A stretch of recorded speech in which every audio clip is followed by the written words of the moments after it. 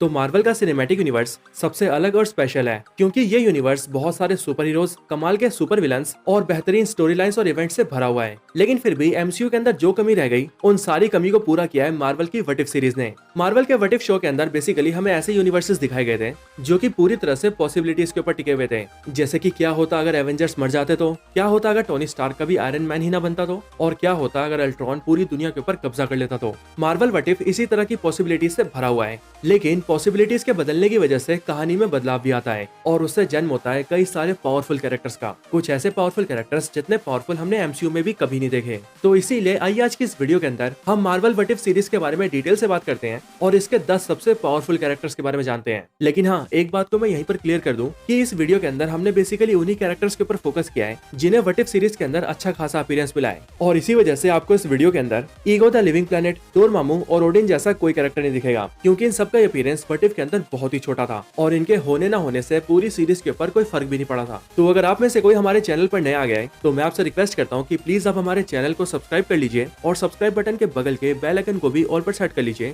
ताकि जब भी हम कोई नई वीडियो अपलोड करें तो आप उस वीडियो को सबसे पहले देख सकें। और हाँ, अगर आप सभी को ये वीडियो पसंद आती है तो आप इस वीडियो को लाइक और शेयर जरूर करें और वीडियो के अंदर जो भी अच्छा लगा है वो हमें कमेंट्स में बताएं क्योंकि एज आई ऑलवेज सेज आप सभी के लाइक्स और कमेंट्स से ही हमें मोटिवेशन मिलता है। तो आइए अब हम बिना किसी देरी के आज की इस कमाल की वीडियो को स्टार्ट करते हैं और मार्वल व्हाट इफ के 10 सबसे पावरफुल कैरेक्टर्स को जानते हैं। Zombie apocalypse.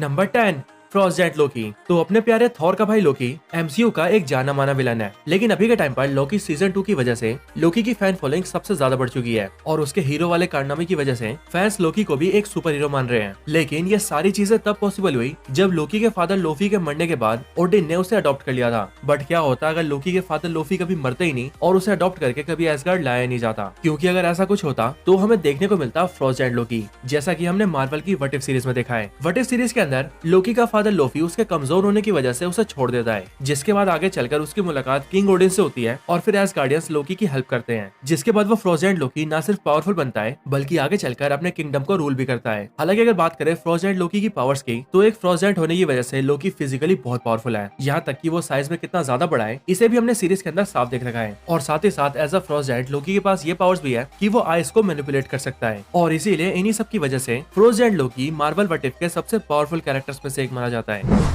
Number 9, hang PIMS yellow jacket. तो जहां मार्वल सिनेमैटिक यूनिवर्स के अंदर हैंक पिम एक टाइम पर एंटमैन रह चुका है, वहीं पर मार्वल व्हाट इफ सीरीज के अंदर हैंक पिम येलो जैकेट होता है, जिसके इरादे भी बहुत बुरे होते हैं। हालांकि मार्वल कॉमिक्स के अंदर एक स्टोरी लाइन में कुछ केमिकल रिएक्शंस की वजह से हैंक पिम की 2 पर्सनैलिटीज बन जाती हैं, जिनमें से पहली पर्सनैलिटी तो उसकी खुद की होती है, लेकिन दूसरी पर्सनैलिटी होती है येलो जैकेट की, जो की काफी ईवल भी होती है। और इसीलिए आप बस यूं समझ लीजिए कि मार्वल व्हाट इफ सीरीज के अंदर हमें इसकी यही दूसरी पर्सनैलिटी दिखाई गई है, क्योंकि उस कहानी के अकॉर्डिंग जब हैंक की डॉटर होप वैन डाइन मर जाती है तब वो उसका जिम्मेदार अर्थ के सुपर हीरोज को मानता है और इसीलिए वो एक एक करके एवेंजर्स टीम के सारे मेंबर्स को खत्म कर देता है ताकि एवेंजर्स नाम की कोई सुपर हीरो टीम कभी बनी ना पाए। हैंक पिम का येलो जैकेट इतना ज्यादा पावरफुल होता है कि वो अपने एंटमैन सूट या फिर यूं कहे येलो जैकेट सूट का सबसे बेहतरीन तरीके से यूज करता है, और आखिरकार यहीं पर हमें पता लगता है कि एंटमैन के सूट को अगर प्रॉपर्ली यूटिलाइज किया जाए तो उसकी वजह से आयरन मैन, थॉर और यहाँ तक कि हल्क जैसे सुपर हीरोज को भी खत्म किया जा सकता है। हालांकि जिस टाइम पर ये थॉर को मारता है उस टाइम पर थॉर एक ह्यूमन होता है, और ये बात तो सच है कि अगर थॉर अपने ह्यूमन फॉर्म में ना होता और उसकी पावर्स उसके पास ही होती तब हैंक पिम का थॉर को खत्म कर पाना इम्पॉसिबल होता। Number 8, the collector. तो एमसीयू के अंदर हमें कलेक्टर सिर्फ 3 बार दिखाए, पहला थॉर द डार्क वर्ल्ड के अंदर, दूसरा गार्डियंस ऑफ द गैलेक्सी के अंदर और फिर आखिर में एवेंजर्स इन्फिनिटी वॉर के अंदर। लेकिन हर बार कलेक्टर का सीन इतना छोटा होता था कि हम उसके बारे में कुछ भी नहीं जान पाते थे, लेकिन जो कलेक्टर हमें मार्वल की व्हाट इफ सीरीज में दिखाए उसके बारे में हमें काफी कुछ बताया गया था। हालांकि बिल्कुल एमसीयू की तरह ही इस कलेक्टर के कलेक्शन में बहुत सारे पावरफुल वेपन्स और आर्टिफैक्ट्स होते हैं, जैसे कि आर्म ऑफ क्रोनान, कैप्टन अमेरिका की शील्ड, मेलेकिथ का डैगर, हेला का मुकुट, नेक्रोसॉर्ड और यहाँ तक कि थॉर का म्योनिर भी होता है। साथ ही साथ ये कलेक्टर फाइट में काफी स्किल होता है और काफी हद तक जो कलेक्शन इसने इकट्ठा किए होते हैं उन्हें ये अपने इस्तेमाल के लिए यूज भी कर पाता है, और यही सारी बातें इसे बहुत ज्यादा पावरफुल बना देती है। Number 7 captain Marvel. तो कैप्टन मार्वल एमसीयू के अंदर काफी पावरफुल है, लेकिन उसकी पावर्स तब और बढ़ जाती है जब वो अपने बाइनरी फॉर्म में आ जाती है, क्योंकि एक बार बाइनरी फॉर्म में आने के बाद उसकी कॉस्मिक पावर्स कई गुना तक एनहेंस हो जाती है। लेकिन अगर हम बात करें व्हाट इफ की कैप्टन मार्वल की, तो मार्वल व्हाट इफ सीरीज के अंदर हमें टोटल 2 कैप्टन मार्वल दिखी थी, लेकिन ये बात हमें माननी पड़ेगी कि वो दोनों ही कैप्टन मार्वल बहुत पावरफुल थी। पहली कैप्टन मार्वल हमें दिखी थी अल्ट्रॉन वाले एपिसोड के अंदर, और वहाँ पर कैप्टन मार्वल इकलौती ऐसी सुपर हीरो थी जो कि अल्ट्रॉन को पकड़कर सीधा उसे अर्थ के कोर तक ले गई थी, और उसने अल्ट्रॉन को रोकने की पूरी कोशिश भी की थी। हालांकि कुछ ही टाइम बाद वो अल्ट्रॉन के हाथों मारी भी गई, क्योंकि अल्ट्रॉन के पास सारे इन्फिनिटी स्टोन्स थे। लेकिन इसके बाद जो हमें दूसरी कैप्टन मार्वल दिखी थी, वो हमें दिखी थी पार्टी थॉर एपिसोड के अंदर, और इसी एपिसोड के अंदर उसने थॉर से फाइट की थी। हालांकि यहाँ पर भी हमें ये बताया गया था कि उस कैप्टन मार्वल का एक पंच 10 न्यूक्लियर बॉम्ब्स के बराबर है। इसके साथ ही जब वो थॉर के ऊपर अटैक्स कर रही थी, तब उसके अटैक्स थॉर के ऊपर बहुत ज्यादा इम्पैक्टफुल भी साबित हो रहे थे। Number 6 party Thor. तो अपने तूफान के नेता थॉर के चर्चे हर तरफ हैं, और बात करें थॉर की ताकत की, तो इसकी भुजाओं में तो इतनी ताकत है कि ये थैनोस जैसे 2-4 को तो चबा के थूक सकता है। हाँ, वैसे इसमें एंड गेम वाला थॉर एक्सेप्शन है, क्योंकि वहाँ पर मोटा होने की वजह से थॉर अपनी ताकत को प्रॉपर्ली यूज भी नहीं कर पा रहा था, जबकि वही इन्फिनिटी वॉर के थॉर ने सिर्फ अपने सिंगल अटैक से सारे इन्फिनिटी स्टोन्स की पावर्स को ओवर पावर करते हुए थैनोस की छाती को चीर दिया था। लेकिन अगर हम बात करें मार्वल व्हाट इफ के थॉर की, तो वहाँ पर हमें जो थॉर दिखाया गया था वो था पार्टी थॉर, जो कि बेसिकली एक ऐसी यूनिवर्स का थॉर था जिसे सिर्फ मौज मस्ती करना आता था। हालांकि पार्टी थॉर की पावर्स की पहचान हमें तब होती है जब कैप्टन मार्वल उससे लड़ने के लिए आती है, और वो इसीलिए क्योंकि जब कैप्टन मार्वल थॉर से फाइट करती है, तब न सिर्फ थॉर उसे बड़े आराम से संभालता है, बल्कि बड़े आराम से उसे हरा भी देता है। और यहाँ पर ध्यान देने वाली बात तो ये होती है कि उस लड़ाई के अंदर कैप्टन मार्वल अपनी पूरी पावर्स को यूज कर रही होती है, और वहीं पर अपना पार्टी थॉर मस्ती और मजाक से फाइट कर रहा होता है। हालांकि आगे चलकर जब थॉर सीरियस होता है, तब उसकी फाइट को रोकने उसकी मदर फ्रीगा आ जाती है, क्योंकि शायद फ्रीगा भी इस बात को जानती थी कि अगर थॉर ने गुस्से में आकर कैप्टन मार्वल के कान के नीचे 2-4 धर दिए, तो फिर वो अगले दिन का सूरज भी नहीं देख पाएगी।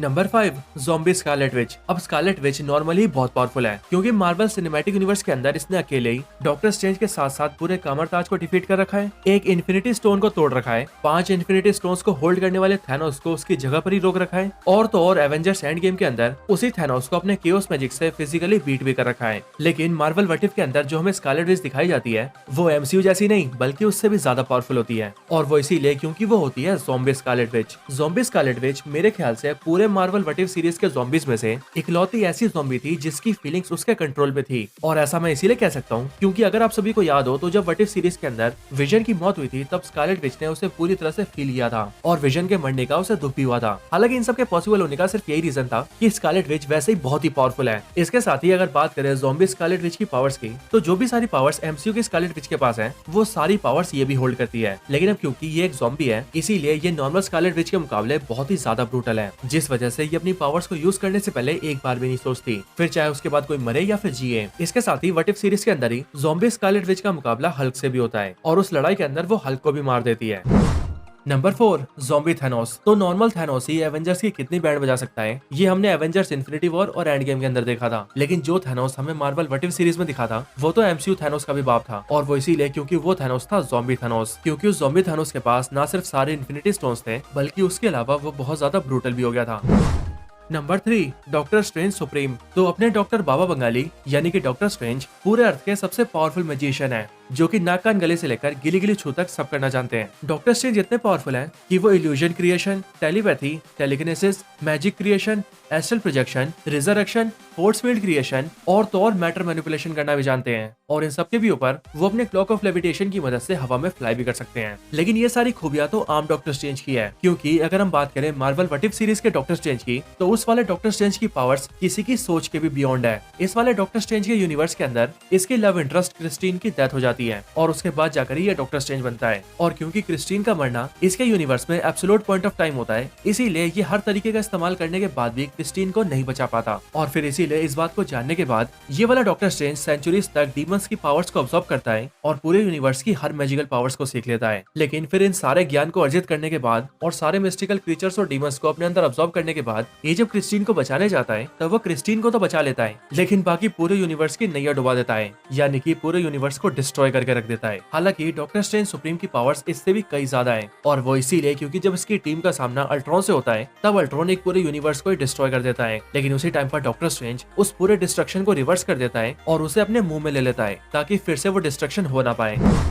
Number 2, the watcher. तो वॉचर बेसिकली मार्वल का वो बीइंग है जो कि यूनिवर्सेस के अंदर झांकने का काम करता है और सिवाय चीजों को होता हुआ देखने के ये और कुछ भी नहीं करता है। यहाँ तक कि वॉचर जिस यूनिवर्स को देख रहा है वो यूनिवर्स पूरा का पूरा डिस्ट्रॉय भी हो जाए तब भी वो उसके अंदर इंटरफेयर नहीं करता है। अगर बात की जाए वॉचर की पावर्स की तो वॉचर पूरे यूनिवर्स के सबसे पावरफुल बींग्स में से एक है और इसकी बेसिक पावर्स है साइज मैनिपुलेशन, यानी कि अपने साइज को छोटा या बड़ा बनाना, मैटर को मैनिपुलेट करना, टेलीपैथी करना, टेलीकिनेसिस करना, अपने आप को मल्टीवर्स के अंदर कहीं भी टेलीपोर्ट कर लेना, एनर्जी शील्ड बनाना, फोर्स फील्ड क्रिएट करना और हवा में फ्लाई करना। वॉचर इतना ज्यादा पावरफुल है कि वो इन्फिनिटी स्टोन्स के अटैक्स को भी बड़े आराम से डिफ्लेक्ट कर सकता है और यहाँ तक कि अगर कोई इन्फिनिटी स्टोन्स की कंबाइंड पावर्स का भी यूज करे तो फिर भी वो वॉचर को कुछ खास नुकसान नहीं पहुंचा सकता। इन सब के भी ऊपर हमने मार्वल व्हाट इफ सीरीज के अंदर ये देखा था कि अगर द वॉचर को कभी खतरा महसूस हो तो तब वो अपने लिए एक पावरफुल आर्मर भी क्रिएट कर सकता है, लेकिन इस आर्मर के बिना भी वॉचर इतना ज्यादा स्ट्रॉन्ग है कि इन्फिनिटी अल्ट्रॉन के पंचेस का भी उस पर कोई असर नहीं हो रहा था, जबकि वो पंचेस इतने ज्यादा पावरफुल थे कि उनकी वजह से पूरा का पूरा रियलिटी शैटर हो रहा था। तो चलिए अब बात करते हैं नंबर 1 की।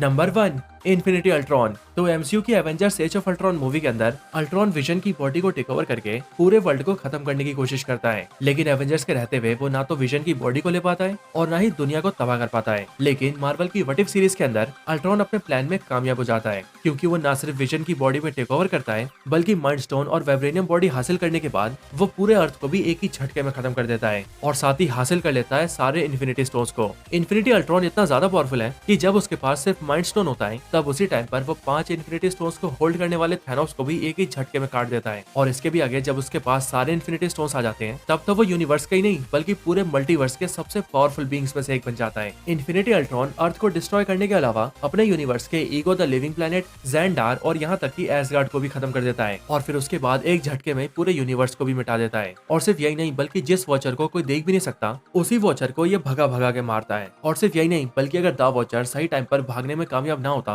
तो तब तो इन्फिनिटी अल्ट्रॉन वॉचर को खत्म भी कर देता। हालांकि व्हाट इफ के फिनाले के अंदर गार्डियंस ऑफ द मल्टीवर्स मिलकर इन्फिनिटी अल्ट्रॉन को हराने में कामयाब तो हो जाते हैं, लेकिन वहां पर भी कमाल की बात तो ये होती है कि उनमें से कोई भी कैरेक्टर ऐसा नहीं होता जो कि अकेले इन्फिनिटी अल्ट्रॉन को हरा सके और उनमें भी अगर डॉक्टर स्ट्रेंज सुप्रीम को हटा दिया जाता तब तो इन्फिनिटी अल्ट्रॉन उन सबको एक झटके में मार देता। तो दोस्तों यही थी video Marvel what if series के 10 सबसे पावरफुल कैरेक्टर्स के ऊपर। आप सभी को ये वीडियो कैसी लगी मुझे कमेंट्स में जरूर बताएं और अगर आप सभी का कोई और रिकमेंडेशन हो तो आप वो भी मुझे कमेंट्स में बता सकते हैं। बाकी अगर आप सभी को ये वीडियो पसंद आई हो तो इस वीडियो को लाइक जरूर करें और वीडियो को फ्रेंड्स के साथ शेयर भी जरूर करें और हाँ, चैनल को सब्सक्राइब नहीं किया तो अभी सब्सक्राइब भी कर लें। बाकी मैं आपसे मिलता हूँ ऐसी किसी और बेहतरीन वीडियो में, तब तक के लिए गुड बाय।